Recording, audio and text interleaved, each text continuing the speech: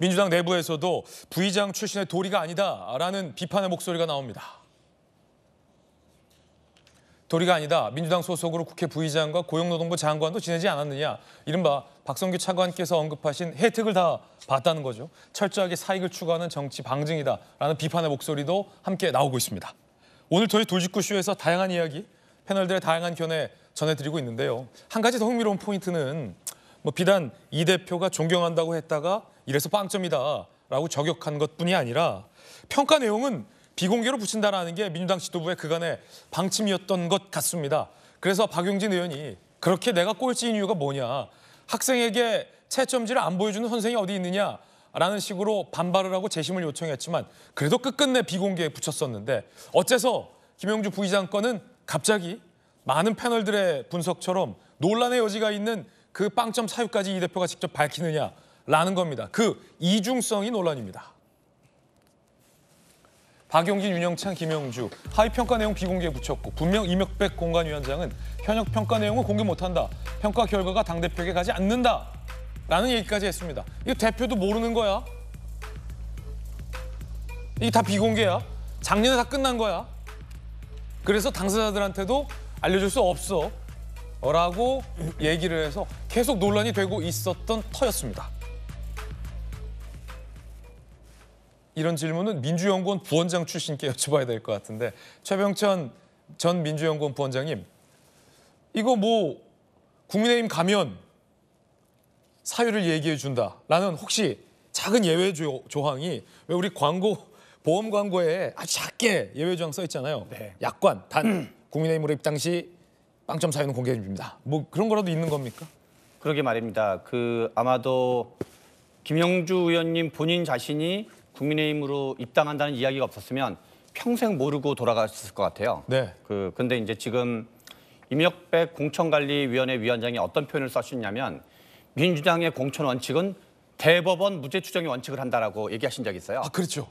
그래서 지금 민주당의 원칙에 의하면 이 인천 돈봉투가 됐건 우리 이재명 대표님이 됐건 공천에서 배제될 사유인 분이 거의 해당하시는 분이 아무도 없게 돼요. 네. 그래서 애초에 민주당은 대법원 무죄 추정의 원칙이라는 우리가 이제 대법원 무죄 추정의 원칙이라는 건 재판관이 어떤 이 피고인을 접할 때 심증을 갖지 않는다라는 어떤 재판관의 관점인데 선거라는 건 국민과의 커뮤니케이션을 의미하는 거거든요.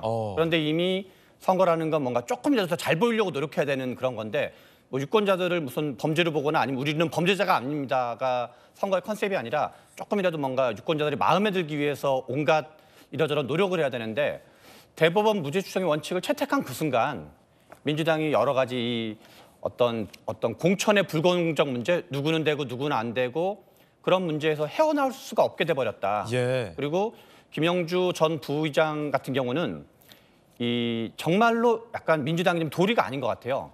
고용노동부 장관을 하시고 국회 부의장을 했던 분을 사유도 전혀 일체의 공개도 없이 띡하니 컷오프 시켜버리면서, 그러니까 하위로 지정해버리면서 이제 와서 도리가 아니다라고 말하는 게 도리가 아닌 것 같아요. 어허. 이제 와서 도리가 아니다라고 말하는 게 도리가 아니다. 이렇게 되면 가장 억울한 사람은 박용진, 윤영찬 등등 내가 왜 꼴찌인지 이유도 모르는 채 꼴찌 통보를 받게 된 사람들일 텐데 그렇다고 탈당하면 알려준다는 보장도 없기 때문에 탈당할 수도 없는 노릇이고. 정혁진 변호사님. 네네. 억울하겠습니다. 꼴찌 사유를 모르는 분들은.